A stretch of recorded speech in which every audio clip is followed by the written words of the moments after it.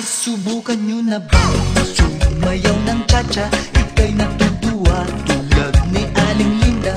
Habang naglalaba, sumasayaw ang lola. Nakangiti pa siya habang nag-cha-cha-cha. Dahil ang cha-cha pampatanggal ng problema. Lagi ka pang nakatawa habang nag-cha-cha-cha. Kaliwat kanan nyo lang